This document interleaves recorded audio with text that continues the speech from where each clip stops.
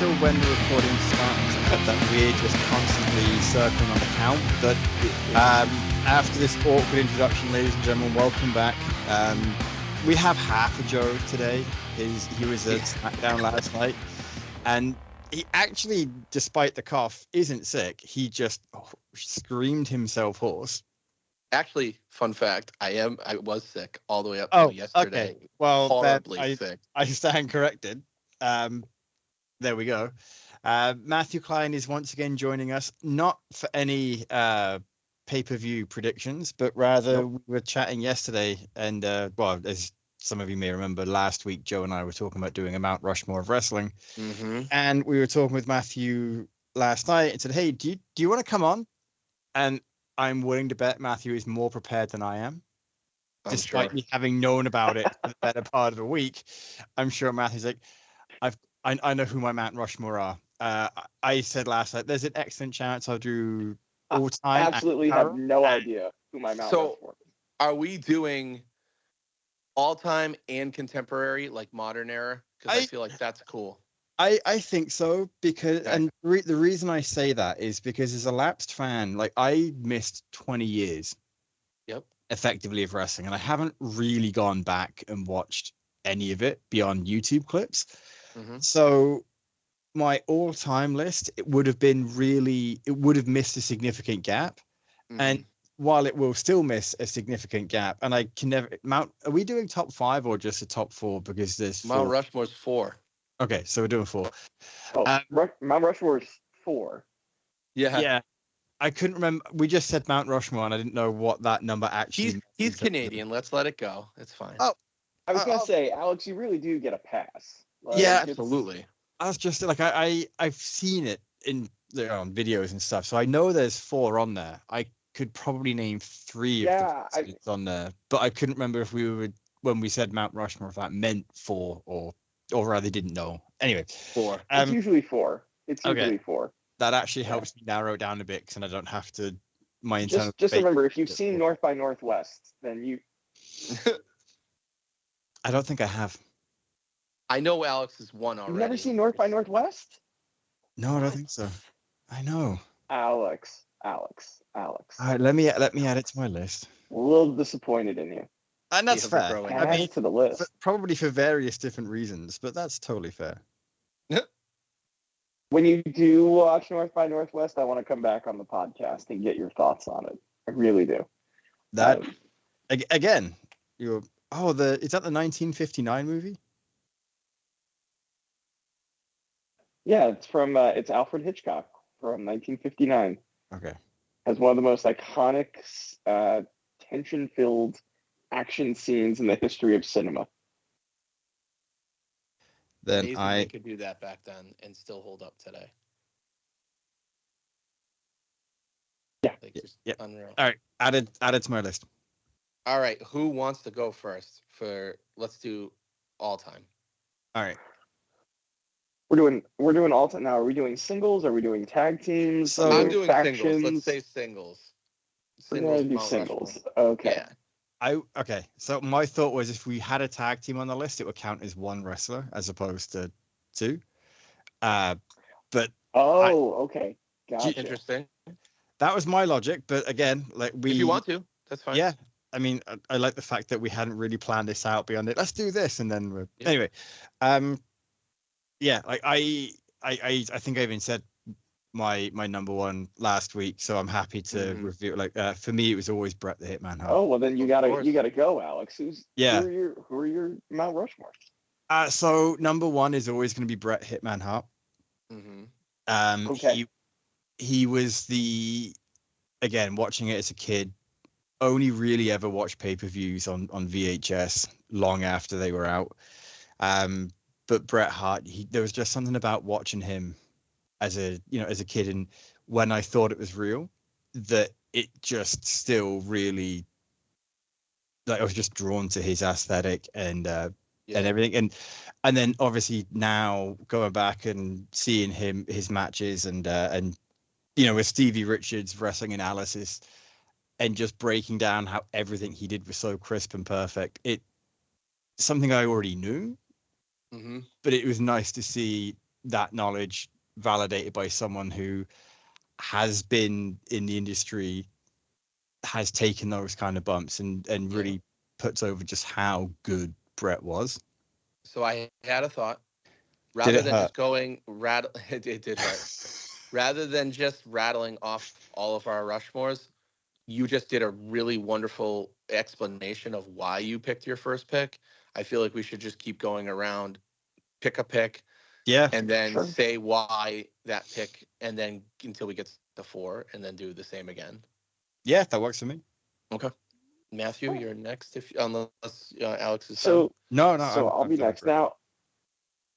Now the question is, so Alex, like my understanding from how you described why you picked Brett is you're picking Brett because he was the guy that made you believe still, Mhm. right? Absolutely, It's a very picking sort of on quality of the work of the craft, right? Right. I also look at it, and this is why Mount Rushmores are so subjective, Mhm. and why people are Mhm. like, okay, you got to make a Mount Rushmore for worker, you got to make a Mount Rushmore for draw, you got to make a Mount, Right. like there's so many qualifications. This is very hard. I also look at it as who had the biggest impact on the industry, who had the biggest, who drew the most money, right? Mhm. So I think for that reason, I gotta go off the bat with Austin. Stone Cold Steve Austin ushered in the second golden age of professional wrestling.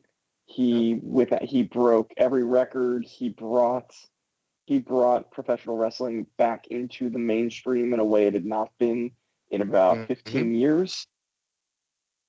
And the boom period, right? He really, really did that. Everybody to this day still talks about and still compares the industry to. He got them TV Guide. He got USA Network shows. He got them on MTV. He was the catalyst for that. Mm-hmm. And when you look at Stone Cold Steve Austin, like Stone Cold Steve Austin's really peak was 3 years, maybe. Yeah, it's crazy. But I will also say that Steve Austin is a phenomenal worker. Yes. And you watch Stunning Steve in WCW. Oh my God, Hollywood and Blondes, I implore man. people, watch his matches watch the Hollywood Blondes. Their match at Clash of Champions with Ric Flair and Arn Anderson. Watch his feud with Dustin Rhodes over the U.S. title. Yep. Win the TV title. Watch his matches with Ricky Steamboat in 1994 over the U.S. title. Like, he was a spectacular worker. And to that matter, watch his match from Survivor Series 97 on 90. Nope, I didn't. 13. All of that is before his neck injury, and you can see what a smooth, incredible worker he was, and what a great bump taker he was. Yep. So yes, he's a draw, but I would still put Austin for several years up there in the industry as well. Like, there were just no holes in his work. So for all those reasons, I will put. And again, like, even now, he inspired generations of wrestling fans. Parents tell their kids about wrestling and show their kids Stone Cold and bring their kids to the matches because they were Stone Cold Steve Austin fans. Exactly. So that is my argument for why Stone Cold should be on Mount Rushmore. I see. I don't have any disagreement with any of that. None at all. And I remember, so the time when between watching pay-per-views as a kid, I lapsed again. Me and my friend got into it. Couldn't really watch Raw and SmackDown a lot, so a lot of it was, again, pay-per-views and Sunday Night Heat, and then reading highlights. So we didn't get as much exposure to Steve Austin. Like, the times we were really into it just happened to be when he was injured. So we didn't get to see him live up until I think it was at Backlash when he came back and his music hit. And Helped The Rock. Yes, that's it. And I was like, fuck, like the way the crowd just blew up. And of course, To this this is day, also there's still nothing like that. no. The biggest And pop is still dwarfed by that. and that's just it. Like, it's one of those things where you don't, like, I didn't understand his impact until years later. Right. But I don't argue with anything that Matthew said, because people still reference Steve Austin's his lines. Like, every now and again you see a Austin 316 or an after bottom line, right? Like, Joe and I, you and I still will. He's still a top merch seller. Yeah, like Last night he was. Right, Like we still bring out his lines here and there, right? Like, I don't know how many other people, other than maybe John Cena with his "You Can't See Me," but he's significantly more recent, and the RKO out of nowhere memes. Like, I don't know how many other people have that level of influence over the cultural zeitgeist. The Rock, absolutely. The Rock does. The Rock's the biggest box office draw for sure, and he's the richest. But is he the most impactful in that era? Hell no. No. It's Stone Cold Steve Austin. And I think this goes back to what Matthew was saying about. Now here's. I think this goes back to what Matthew was saying about the Mount Rushmore. Like, are we doing it objectively, as in this is who, these are the people? I'm tying it all together for multiple reasons for me. I'm absolutely you want to tie it all together. That's fun. Yeah, I'm absolutely not. For me, it's entirely who had the most impact on me. And so that's fine too. That's how I'm taking it, because it's my Mount Rushmore. And that way I'm trying to keep it purely positive in what I'm saying. Agreed. So Joe, who's your first on the Mount Rushmore? So I might rethink, because you took my first pick too. He's my first ballot, and I don't want to have repeats. So if it comes back at the end, I'll give my spiel on it, but I might change it. Oh, that's nice. I kind of like that. I think I'll change it. Yeah. So unequivocally, this was my number 3, but I'm going to put him as number 2. The Undertaker. The Undertaker, for so very many reasons. One, longevity. He was the last bastion of the Attitude Era, the one that went down finally. And he didn't look bad at the end. At the very, very end, if we're talking Roman and AJ, AJ was good. Roman, that was bad. But if we're talking like the trio of matches he had with, the 4 matches he had with the 2 with Trips, 2 with Shawn and the 2 with Trips, they're almost flawless matches. They are so freaking incredible. To this day, I still remember the Hell in the Cell, the kick into the pedigree, with the biggest gasp in the world, thinking, that's it. These 2 are going to end the streak. It's over. And he kicks out. And I'm like, holy shit. And the level he just kept going at was just so incredible. But there's no one like him. There's no one that had lived the gimmick for as long as he did and had the revere and respect for the business and gimmick to keep that so secretive for his entire tenure up until he became Mark Calloway. MJF is the only other person who is kind of in that vein as far as a kayfabe. But let's just forget the gimmick, because it's nothing like it, and it's spawned off so many other gimmicks in wrestling pantheon. But the gimmick, the work rate, the fact that the guy could fly at the size he was like a Yao Ming basketball player, and he's flying around the ring, even when he was a little heftier. Like, he's always been good, and he's been great. His storylines have been great. He's put so much onto the business as far as from a backstage standpoint with, being a steward for all the talent, being a locker room leader, being a positive influence on people instead of a negative influence. Like, you can't not put The Undertaker on the Mount Rushmore as far as I'm concerned. I agree. Like, I think it's a great pick. Yeah, great pick. Thank you. And that is my reason. Wait, now I would like to propose a little addendum.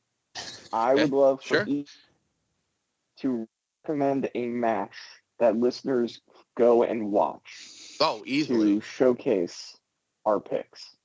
Easily. So, Alex, what is the Bret Hart match you would recommend?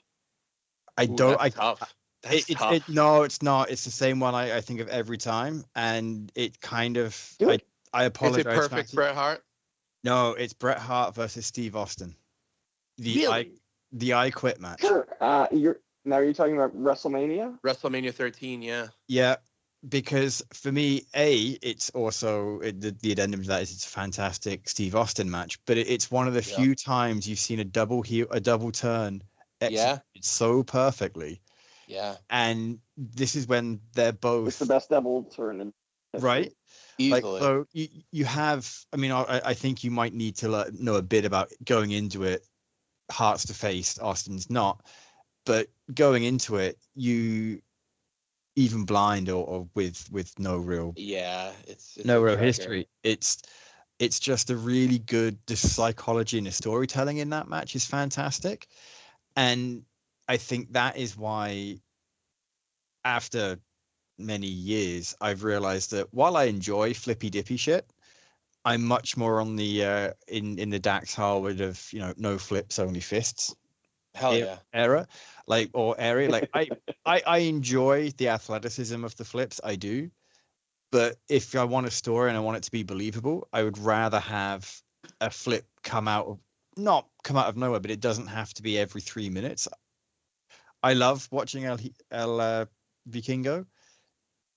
I can't realistically believe that half the stuff he does is like I can't see that as anything more than performative.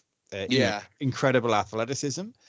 But if I'd rather watch a match, I'd rather watch FTR than Commander and Vikingo if I want to see a story. So with that in mind, it's why I think that Hart and Austin, the psychology, the heel turn, Austin refusing to quit and passing out from blood loss, pain, whatever you want to interpret it as, and Bret Hart not releasing the sharpshooter because he's just so fucked off and fed up with Austin. Like for me, that's always one that's worth watching. That's a great pick. The benefit to that is so I would like to add. I think it's a great pick, Alex. Yeah, it is. And I don't mind that you used my guy, because I have a different Steve Austin match I'll pick. I would also like to say, though, Bret Hart was a spectacular tag team wrestler for many, many, many years. Mm-hmm. Yep. And I would encourage listeners to look at his match as part of the Hart Foundation in 1990 SummerSlam as a great example. It's a 2 out of 3 falls match. It is a phenomenally worked tag team match. And you get to see a totally different side of Bret the Hitman Hart that should not go unappreciated in a long career. That's very fair. So if we're going to all pick a match from the same thing, like I'll pick a Bret Hart match too. Easily for me, it's going to be Bret Hart at WrestleMania versus Vince McMahon. I'm really kidding. I'm kidding so bad. I was going to say like that. Oh. Having watched that match, it was well trolled, Joe. Well trolled. Yeah, it was. I mean, the emotional payoff. I was trying to work. Are you trolling or are you being serious? Oh, definitely. I was trying to find a way to painful. For me though, the match in all seriousness, SummerSlam, Bret and Perfect for the IC. 1991. Yeah, I don't think it gets Bret better. Had a lot of great matches. Oh, he did. That's why it makes it so hard. But I would have said Bret versus Owen at 94 SummerSlam. I like Perfect better, but yeah, I get it. I do. And another unsung classic. It's a great match. Another unsung classic that really goes through the wire because of where it was is Bret versus Benoit in honor of Owen at WCW. Yep. That is just such a great match too. But Monday Nitro. Yep, but I won't put that above Bret and Perfect. That's like putting something above Macho and Steamboat. Like I just can't do it. So that's my pick. And so you've got your 3 listeners. You've got SummerSlam 1990 with the versus Demkin. You have SummerSlam 1991, Bret Hart versus Mr. Perfect for the Intercontinental title. And then you have WrestleMania 13, Bret Hart versus Stone Cold Steve Austin, that is your watch list for Bret the Hitman Hart off this podcast. Yeah, absolutely. And you can't argue with any of those. So next would be for Austin. What's your pick, Matthew?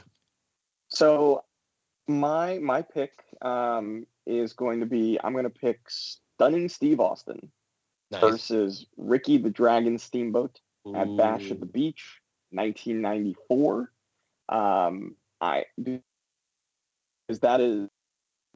It is maybe Stunning Steve Austin match of all time.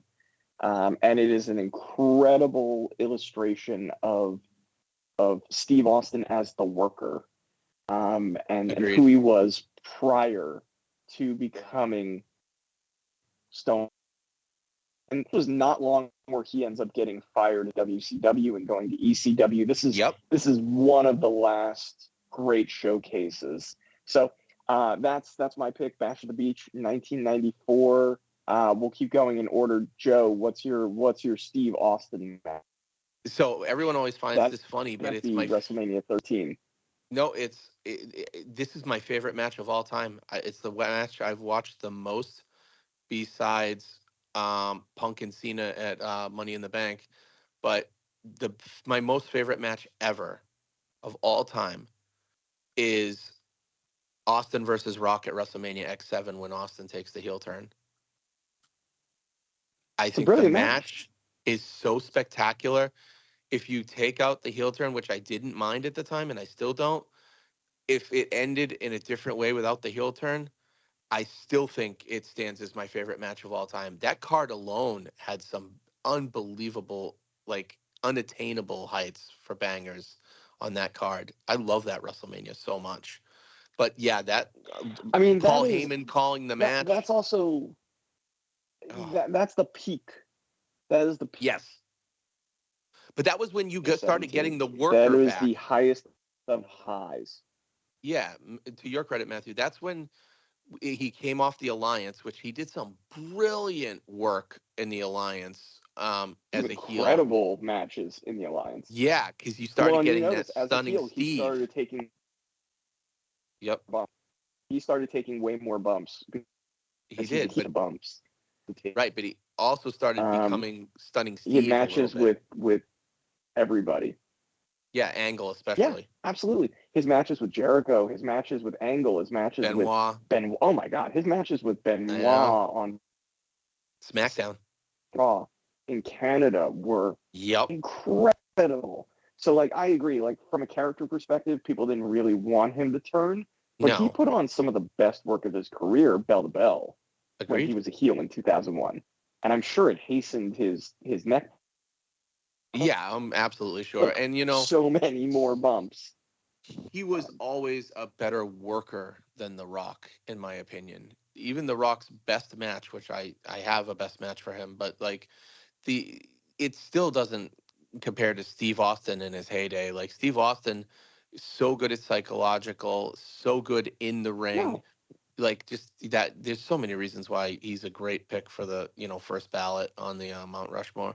But yeah, WrestleMania X7 for me all the way. I adore that match. So heavy. Listeners, watch that match. Alex?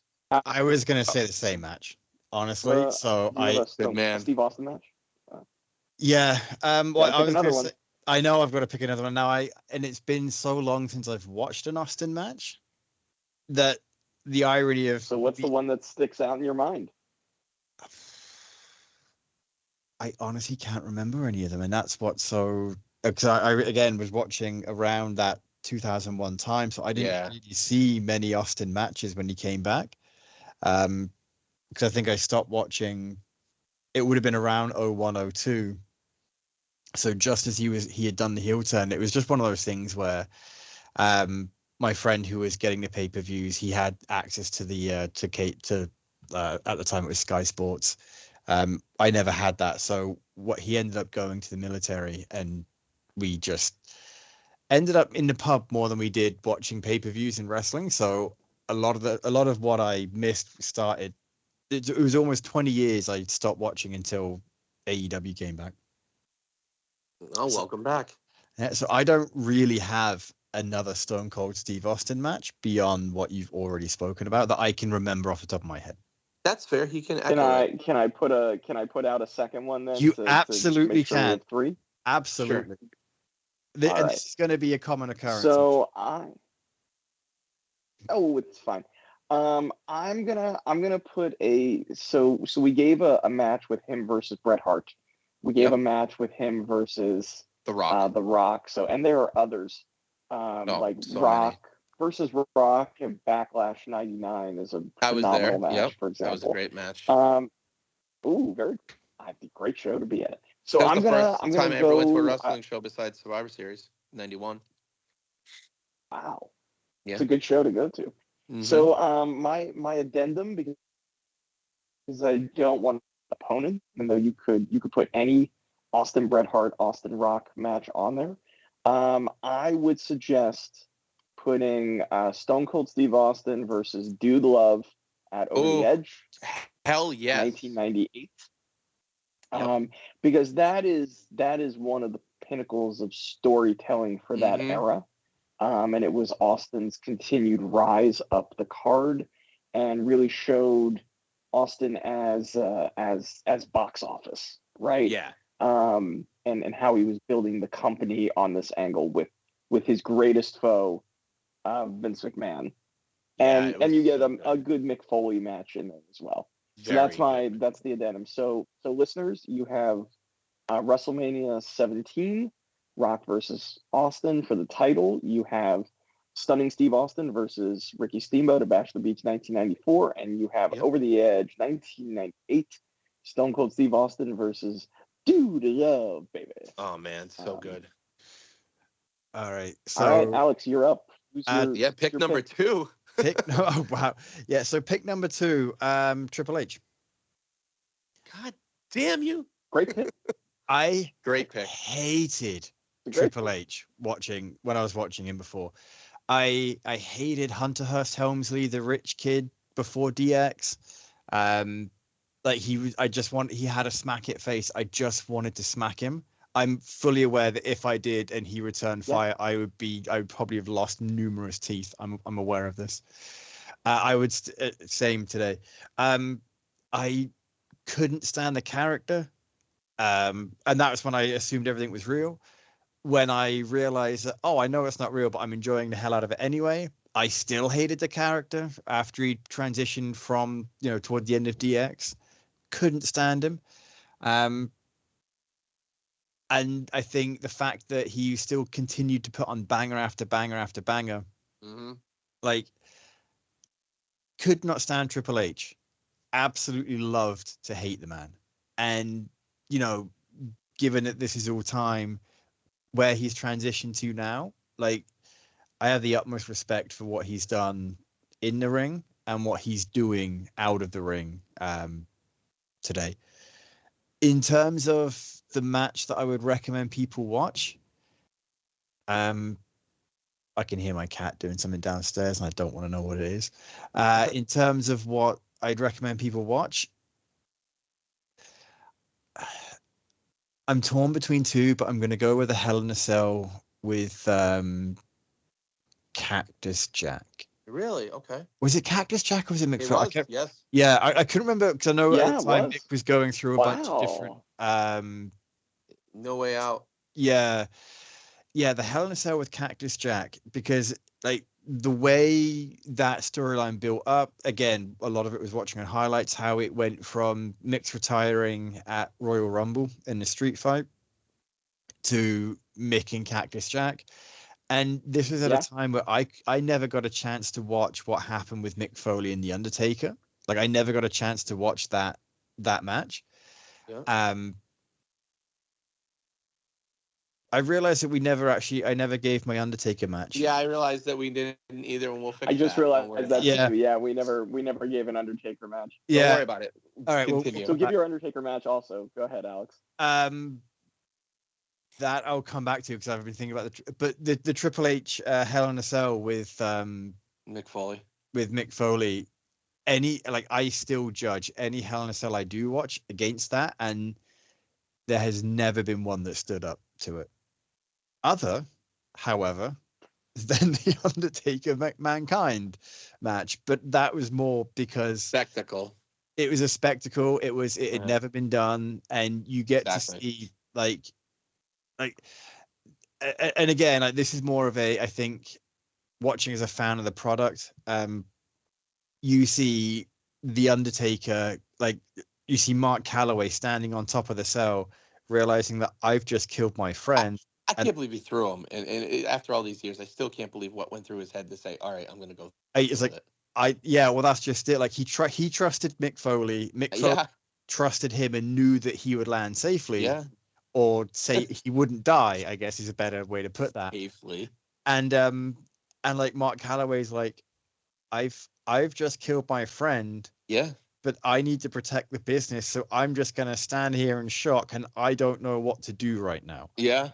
And when I've watched that match so many times going back to it, and I've seen Mick Foley and Mark Calloway watch it together, and I think that's the way to watch it the second time, because you get the commentary between the two, and like it turns out Mick doesn't remember half the match for obvious reasons.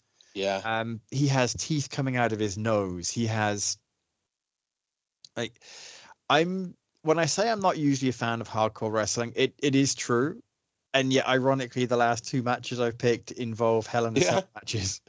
But I think that's because I've always thought a hardcore match or a street fight match should be an event and not every 3 weeks. And I think this shows why, is because when it finally happens and stuff is that much more shocking, buy into it more. Whereas when you have effectively two hardcore matches on the same card when you're not ECW, it dilutes the impact of both of them. Agreed. I realize I said I'm going to stay positive, and that arguably wasn't the most positive statement, but there we go. I like the match you chose, Matthew. All right, so I'm gonna pick my Undertaker match and my Triple H match. Yes. So Undertaker, hell bandwagon. I'm going to choose Bad Blood 1997, the first Hell in a Cell match. Okay. Between Shawn Michaels and the Undertaker. Great match. Because I assume you will go with WrestleMania 25, Joe. Oh, you are 100% right. WrestleMania 25 is absolutely the match. It's a flawless match. I'll tell you what then, because you could put all the Undertaker Shawn Michaels matches on the list of must-watch Undertaker matches. I'm going to choose something different for Undertaker. I will amend my Undertaker pick. I'm going to go, and this is an interesting one, I'm going to go with Undertaker versus Kurt Angle from 2006, No Way Out. Good one. Really good one. It is, and it's just because if you want to see Undertaker from how good he could hang with a technical when he threw in the MMA stuff that he uses. When he started evolving into the MMA, exactly. Yep. So I would go with Taker versus bell to bell. You will not have a bad moment in that match, and it's a bit of a screw finish. But it works extremely well. And this was clearly a match that two guys really loved and meant a lot to them, and that they both wish had been done at WrestleMania a month later. This was a real statement piece from them. Yeah. And then for Triple H, I'm going to go, since I can't put Royal Rumble 2000, because that's another Mick Foley match on there. Dude, damn it, that was my match. I'm going to go with... you can do it. I don't want to be the one to repeat. I don't. Okay, that's fine. I don't want to be the one to repeat. So what I'm going to do is I'm going to do a match, and I kind of don't want to do it, but I'm going to do it, which is No Way Out 2001. It is Triple H versus Stone Cold Steve Austin. Incredible. In the 3 stages of hell. Yeah. It is the first time this comp has ever been done. It's a 2 out of 3 falls match. It was incredible. But each fall is a different stipulation. They go over 45 minutes in this match. It is a forgotten classic on one of the best pay-per-views of all time. Agreed. Nobody remembers it because WrestleMania 17 was a month later. Right. But it is extraordinary. So it's a hidden gem. That is your Triple H match, and you get another great Steve Austin match in there too. That's a great one, Matthew. So go ahead, Joe. Yeah, it also heralded the end of Undertaker and your Triple H match. Sure, your match you chose heralded the end of my favorite era of wrestling of all time, which is the McMahon-Helmsley era. I thought there was I was never more glued to my TV every single week. I didn't miss one episode, not 1 minute, and I just kept watching Triple H get better and better and better and better, and it was joy. But so for Triple H, personally, I am going to go with Royal Rumble 2000 because I remember I was at the SmackDown 3 days prior, and I'm sitting there going, they billing this as like a street fight, but we had just seen Hell in the Cell with Foley a couple years prior. We have seen some, hardcore matches, and at that time, that was when like the hardcore championship was a thing. I'm sitting there going, what are they going to really do? Like, honestly, I know they're going to have an amazing match, but is it going to live up? Well, I remember absolutely jaw-stricken drop when Triple H hits the pallet with his quad and it tears through his quad. It literally just punctures his freaking quad, that piece of wood, and he's gushing blood through the rest of that match because it was like, I don't know, 40% through. And I was like, they're not going to do this. I said, no way they're going to do thumbtacks. And then Foley took a pedigree on thumbtacks. And it wasn't brutal for the sense of being brutal. There was such story and like juice to it. It was so enthralling. It wasn't just, something at the Hammerstein ballroom. It was just incredible. And for me, it is like the big standout from Triple H. That was the moment, even though he was my favorite at that point. I always loved the heels, but he was my favorite at that point, far and away from everybody. That was the moment where I realized, yeah, I like him the best, but so should everyone else. Look at what he is doing. And I've never looked back because, for the most part, he's just gotten better. But that is my favorite match. I'm a diehard Foley mark too, but like that is my favorite Triple H Foley match. I remember being disappointed with No Way Out 2000 because I expected a massive bump because of what we got at Hell in the Cell with Taker and Triple H. I mean, Taker and Foley. But you really couldn't do it without killing Foley. So I remember when you see him kind of softly go through the crash pad, just the air deflating, and then the fact that he was gone kayfabe wise was really tough too, because I wasn't so smarky back then. I kind of like took things to heart, and I was like, oh my god, now I'm not gonna see Foley again. But Royal Rumble 2000, unequivocally. And if I had to strike that one from the record, then I would go with let me see, hold on one sec. I would go with The Rock and Triple H, Judgment Day 2001, or Judgment Day 2000, the Iron Man match, because I never thought it would be as good as it had a right to be, and it was so good. We were always used to 1-1 or tie, and then the tiebreaker. When you started seeing them get fall after fall, and then like doing stuff that made sense, like, okay, I'm gonna lose, I'm gonna get a disqualification with hitting him with the chair, but he's gonna be weak enough for me to pick up an extra fall. Like stuff like that was just great. So those would be mine. I cheated there. And then we're talking what, Taker? Yeah. You guessed it. I can't go against Sean and Taker at WrestleMania 25.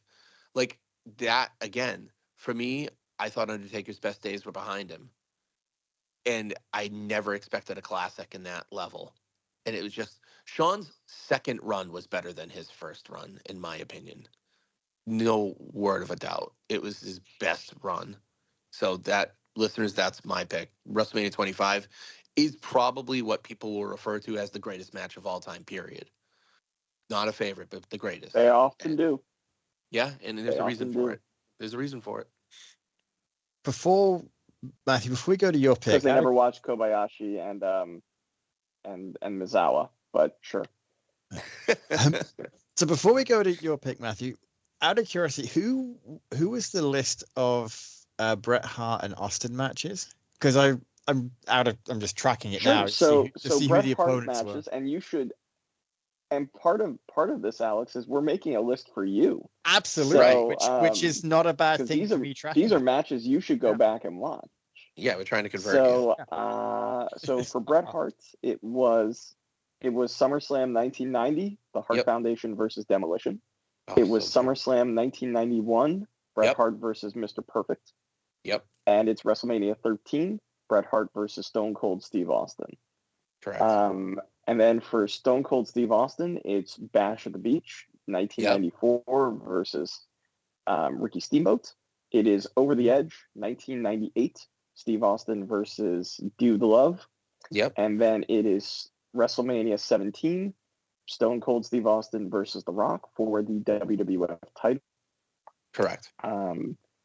Yep. So that was for those two. What year is Bash at the Beach at? 94. 1994. Right. And it is available on Peacock and or the WWE Network, depending on where you are listening from. That is true. And I was about to say all of this is available, but be careful because some pay-per-views aren't available. Yeah, that is true. King of the Ring isn't for some weird reason. Really? Yeah. Huh. Mr. Perfect was a SummerSlam. And that was 94. Yeah. Okay. No, Perfect's 91. No, 91. 91. Perfect's okay, 91. So Hart Foundation was in 94. Okay, I had 1990. Oh, I'm sorry, 1990. Yeah, it was back to back. Yeah. 1990. Yeah. All right, SummerSlam 90. That was the first show I ever went to. Oh, wow. SummerSlam 1990. Unbelievable. Yeah. I was 3 years old. I was gonna say, like, I know roughly how old you were, and because I know I'm older than you, and I was like, that's either gonna be a core memory, or you've watched it numerous times. So, fun fact: right. Matthew's never rewatched that match. He's going off of his 3-year-old memory. That oddly would be more impressive. All right, so I'm number 2, right? I'm on my number 2. Yeah. So, this is a great show already. I love it. We're almost an hour in, and we're doing one list, no contemporary list. Yeah, there's no second list. No, we'll have to circle back to that one day. Sure. We keep mentioning him a lot. So really, Alex, since you picked one where it was like this was your core guy that made you believe as a kid, I'm gonna go with Shawn Michaels. Shawn Michaels was never the biggest. Shawn Michaels was never the biggest box office draw. That was not his role. What he was though is he was an innovator. Shawn Michaels was is your favorite wrestler's favorite wrestler. To steal a line from Bruce Pritchard, how he describes Terry Funk. Shawn Michaels influenced every single person that's wrestling today is a Shawn Michaels fan. And a lot of them, like Johnny Gargano, will tell you, I'm here because of Shawn Michaels. So Shawn Michaels, similar era as Bret the Hitman Hart, a couple years behind. But Shawn was a tremendous tag team wrestler. He was an innovator with the ladder match. He was the first Hell in a Cell match. We won the first Elimination Chamber. He was the first Iron Man match. If there was a first to be done, it was Shawn Michaels. He was the first symbol of the Attitude Era in '97, really, even more than Austin was. Yeah, he started it. With DX. Yep. He was, and you saw it in '96 with him versus Kevin Nash and him versus Mankind, and so I will, and again, his second run, his longevity when he came back was really incredible. Yeah. So I'm gonna put Shawn Michaels as number 2 on that list. Great pick. Now, as far as a Shawn Michaels match to watch, that is damn near impossible. That's all right. I am gonna say my Shawn Michaels match that you should watch. I think it's really tempting to do SummerSlam 2002, which was his comeback match. Damn it! No, I'm not going to do it. I'm not going to do it, Joe. I'm not going going to do it now either. I have my backup. So, Thank you. Wait, so okay, because I've no, got no, I'm bonus not going to match- do it. I'm not Who going to do it. who was it? SummerSlam 2002. Triple H. Okay. And it was a street fight. Well, not a street fight. It was an unsanctioned match. It was an unsanctioned match. And keep in mind, Shawn Michaels had not wrestled a day in 4 years. He had not wrestled in 4 freaking years. Yep. And he comes in and puts on a class. So it's a very emotional match. Clinic of a match. I'm gonna give a match. I'm gonna give it's gonna be Shawn Michaels. I'm gonna pick early in Shawn's career. I'm gonna go Shawn Michaels versus Razor Ramon ladder match from WrestleMania 10. Because that match legit, and Triple H will say this, and everybody who watched that match will say this. It changed the entire wrestling industry. Yes, it did. In terms of high spots and storytelling with ladders and instruments, and it's a real pivotal time in wrestling. Didn't know what it was anymore and wasn't ready to make the turn. So I'm gonna put Shawn versus Razor, WrestleMania 10. That's my match you should watch, Alex. That's fair. Great one. I think I may have actually seen that, and I or if I haven't, I've seen enough clips of. Anyway, Joe.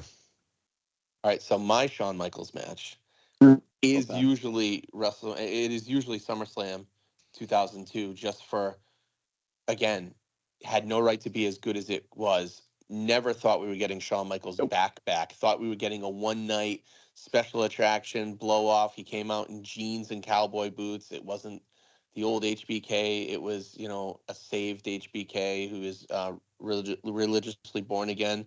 But my God, was he so recreated in the ring. He was incredible. But I'm not going to pick that match because there's one that's better in my view, and it's on a bigger scale and a grander stage. And I'm going with Chris Jericho versus Shawn Michaels, WrestleMania 19. It's a flawless match. Flawless match. Pretty much. And even the end is so great. That's like an example of the end adding to it. When Jericho square kicks him in the nuts and just stands over him. Oh my God, such an amazing, amazing match. And one of the best WrestleManias of all time was 19. Really, really is. It really was. Yeah. If I could go back in time and see one wrestling show, it might be WrestleMania 19. It would be 17 for me. I think 17 would be amazing too, but 19 is such a confluence of eras that you see on that show. Yeah. It's a time capsule. It's a really fascinating time capsule. Yeah. But yeah, I think it's a great one. Alex. So I do, and I'm actually saying this is more because of having watched it after the fact and knowing the story behind it. Shawn Michaels vs Hulk Hogan at SummerSlam 2000. Oh, such a good match. The bumping like a madman.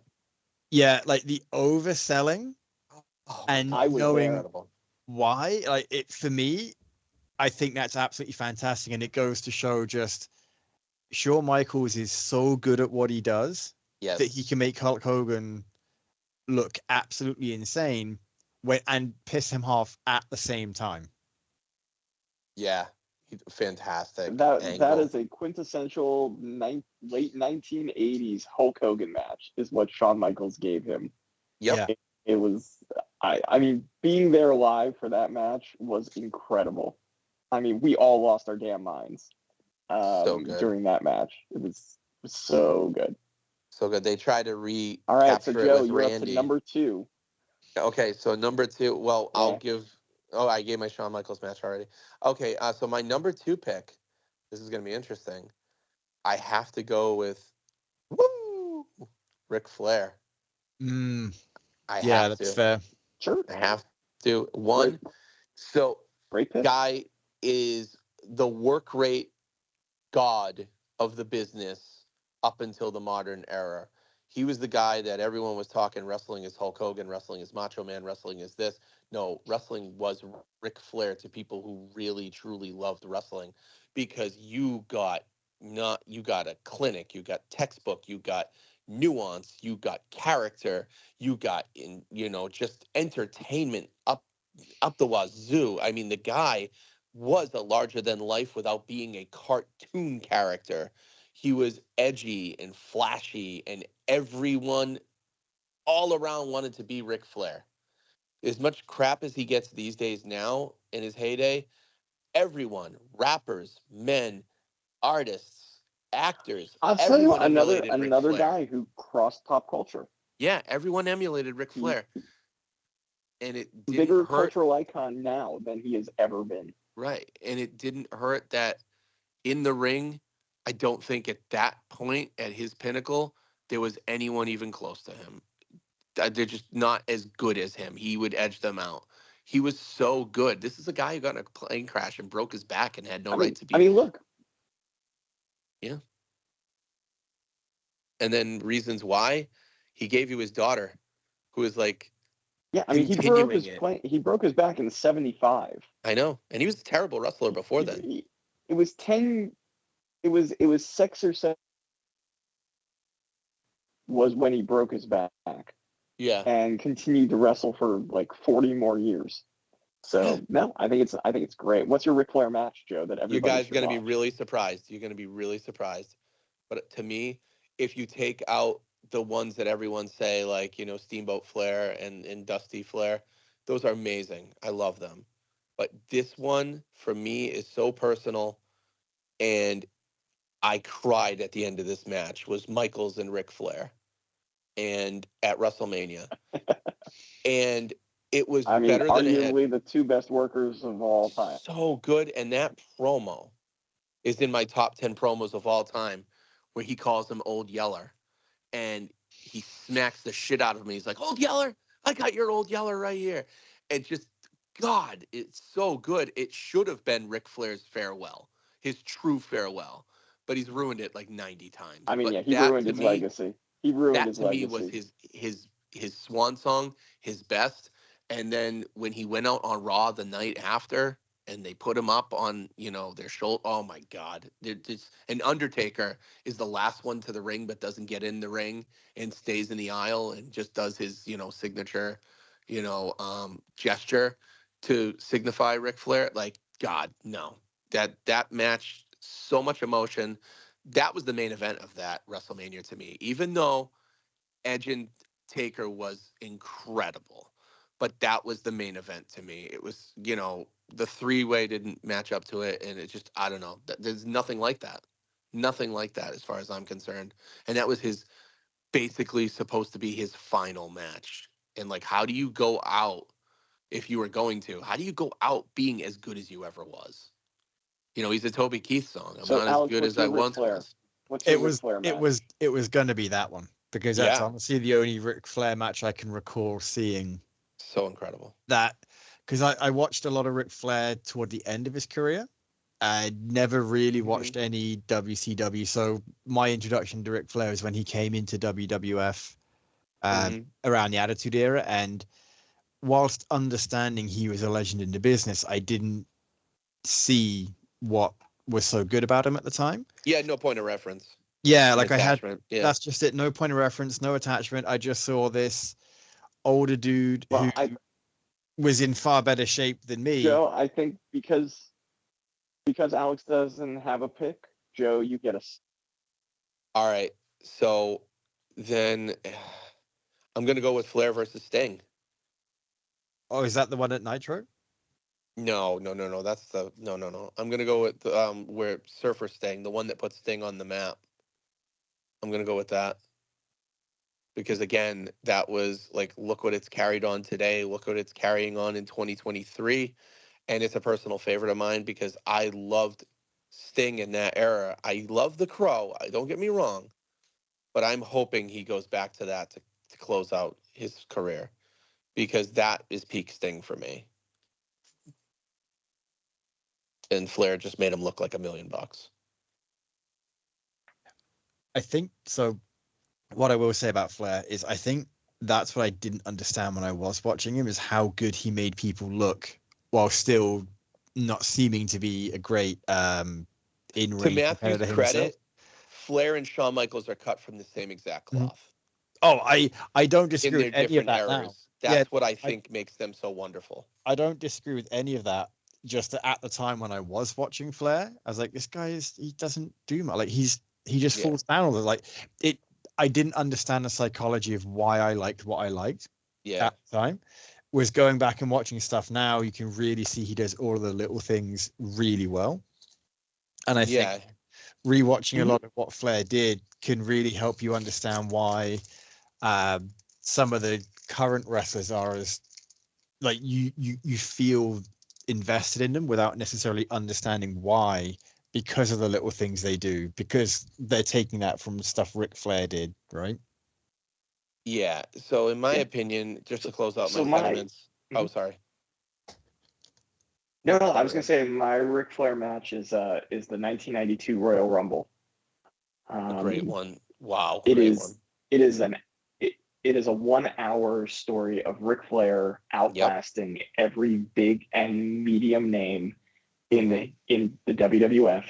It is one of the best stories ever told.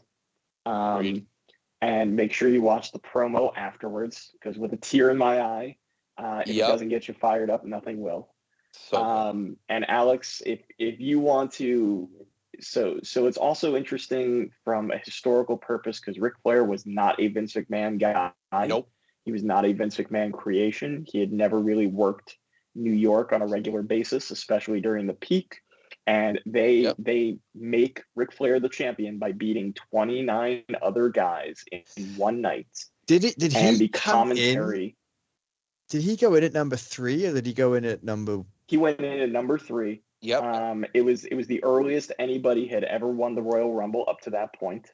And the story told by Gorilla Monsoon and Bobby Heenan on commentary, it goes down as one of the greatest commentary performances in history.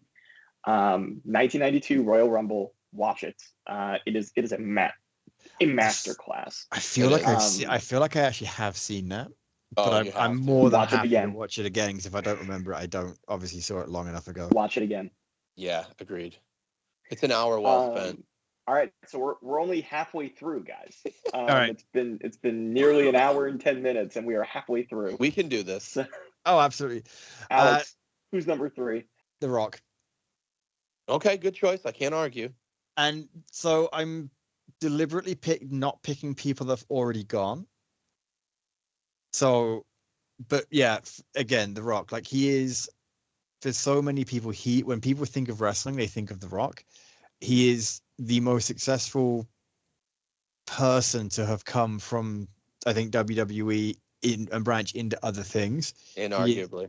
Right. He is still a huge draw in WWE and in movies to I don't know if to the same extent if his star is waning a bit, but like if you saw The Rock was on the card, he's still, even in his 50s, he's still gonna, or I don't know how it is, but at the age he's at, he's still able to bring people in. Like he's still got that magnetic personality. He looks like he's ageless. And he was the guy that when I was getting back into it, you were invested in what he was doing. His childish, heelish, actions, like watching it back, like, man, how did I enjoy this as much as I did at the time? Like the guy is an absolute dick. Yep. But at the time, it was. But he made you laugh. Exactly. He was so entertaining. And that's just that he was the most entertaining man on the roster. He got a stupid when you think elbow of sports drop. Entertainer. Yeah. He is absolutely the best in terms of a sports entertainer that I can think of.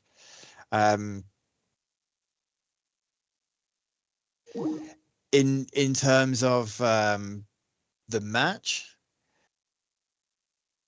there was it's actually not one that he won, but it was a match where he it was a 4-way match with Mick Foley, Triple H, and the Big Show.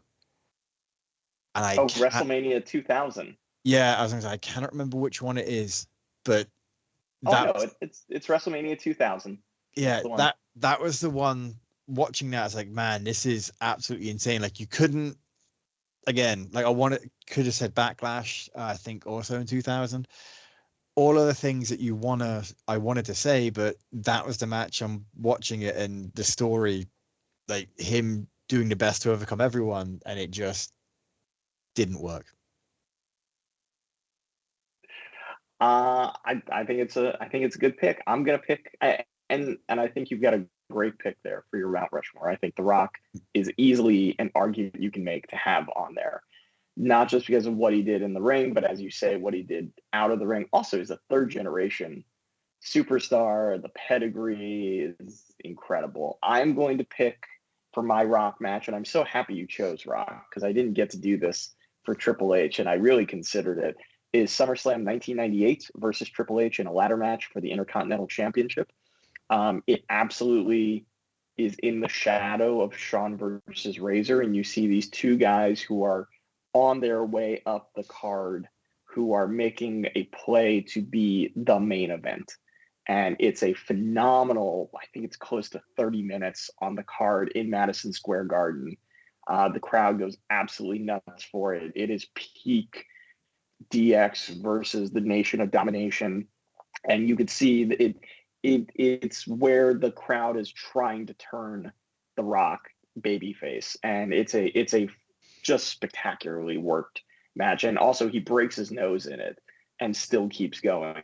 And so for the toughness factor, which sometimes Rock got a knock on. So I will put that one out there. Joe, do you have a Rock match that you would recommend?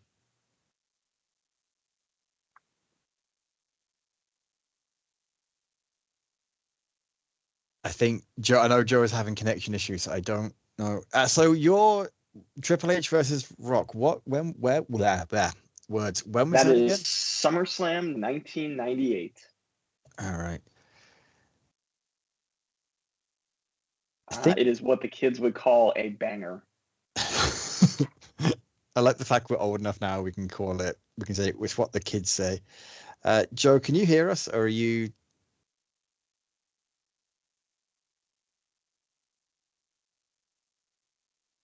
I don't know if you're on mute. I can't hear him. Yeah. Is he on?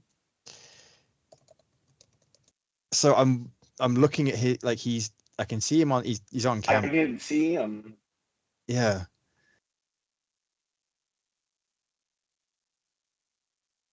No, can't hear you, Joe. So sorry. He's talking away. Is he? Oh, there he goes. Okay, let's try and get him back in. This is going to be one of those awkward moments later where I either leave it in or I don't. There you go. I can hear you now. Maybe. So Joe suffered like a knee injury in the middle of the match, and they took him backstage, and then he makes his babyface comeback later. He refuses to lose the match, and he comes back for the run-in. Welcome back, Joe. Or maybe not. Maybe I was going to say Joe, can you hear us? If there's no Joe, that's I'm going to leave that part in there and just maybe try and we'll get him back in a sec.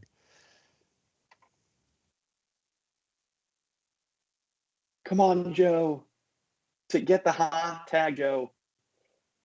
The hands are in the air.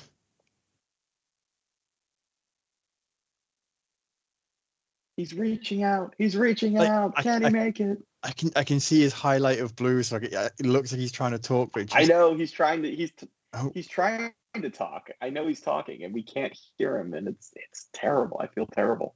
I know. Well, I think I mean, he was always afraid that we'd move on to the Matthew and Alan show.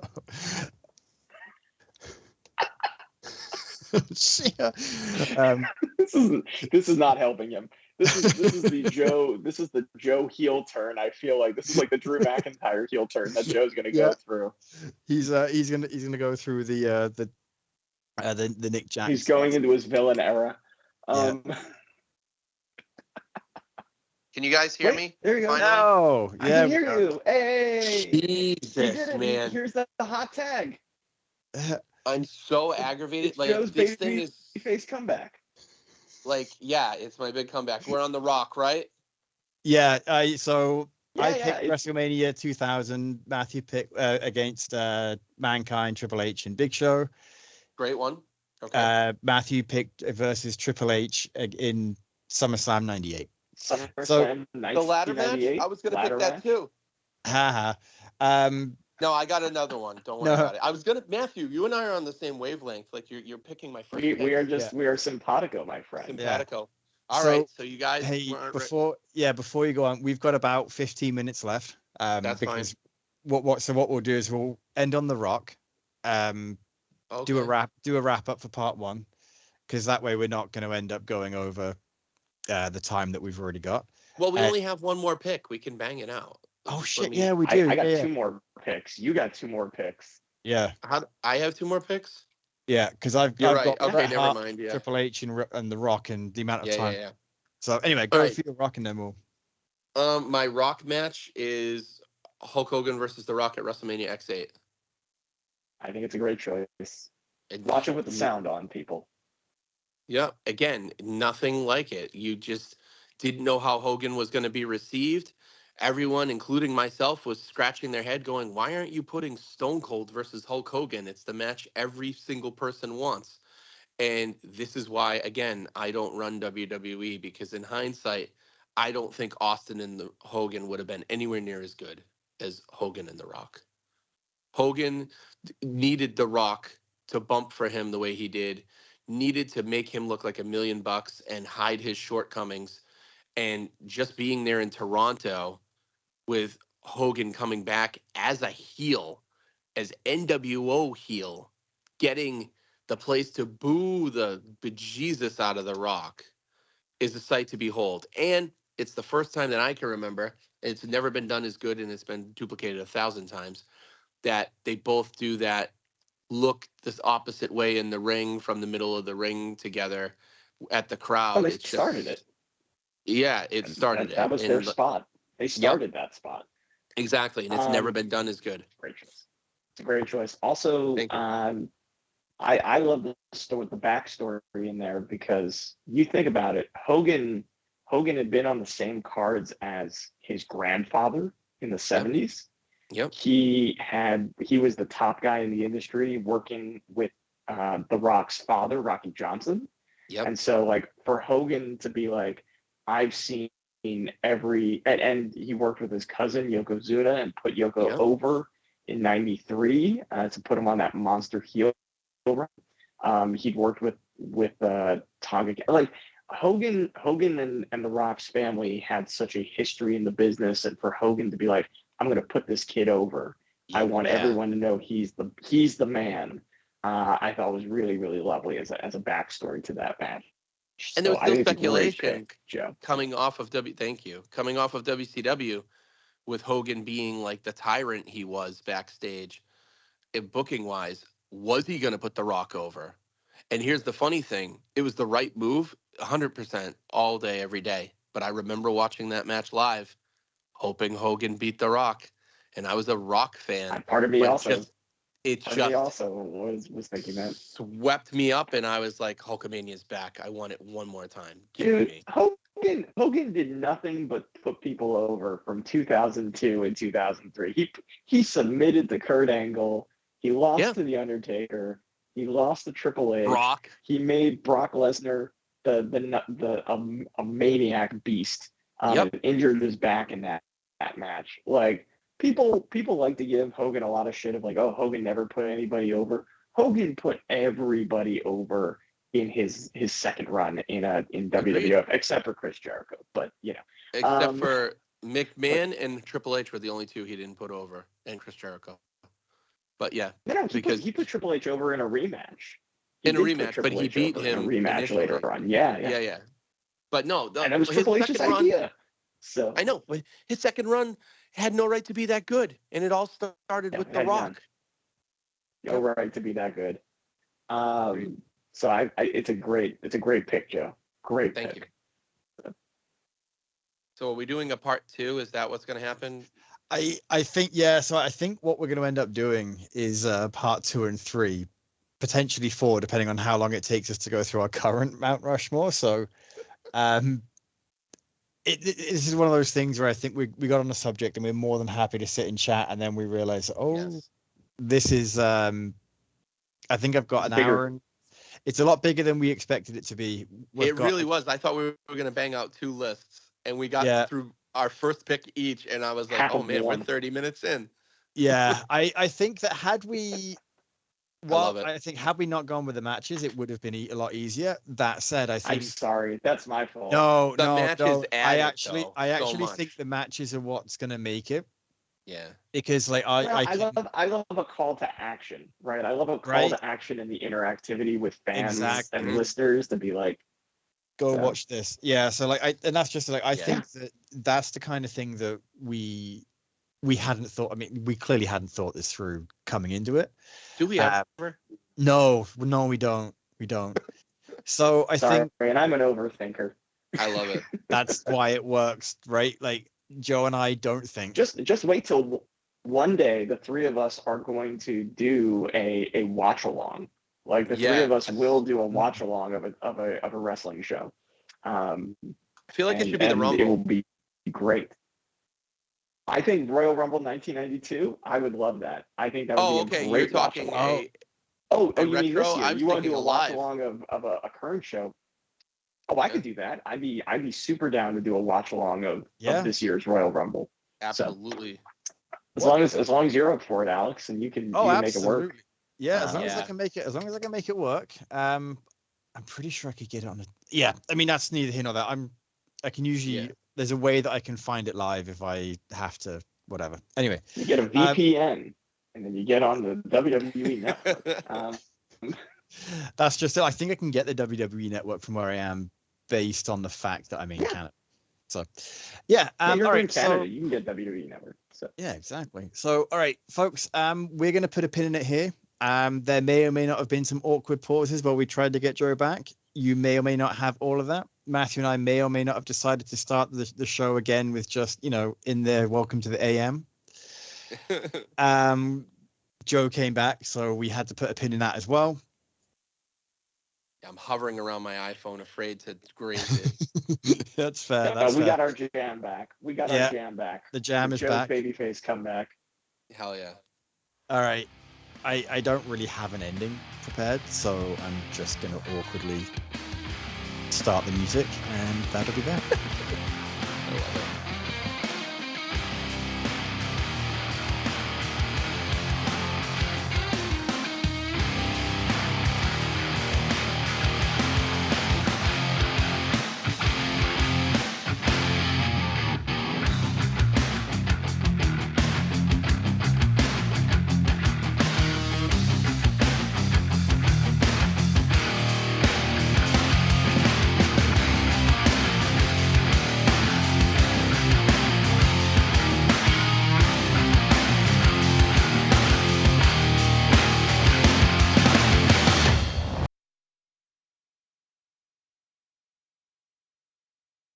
Hey, thanks for watching the previous video from Graphic Policy Television. Just by watching, you help support our site. Thank you so much. Now, if you're watching these videos, you probably care about geeky things like movies, television, comic books, toys, games, video games, you name it. You can go and subscribe right now to our YouTube channel to stay in touch and catch all the new videos, or check out our website at graphicpolicy.com. There's a nice link on this end of the video. But as always, thank you for watching. Keep on rocking and keep it geeky.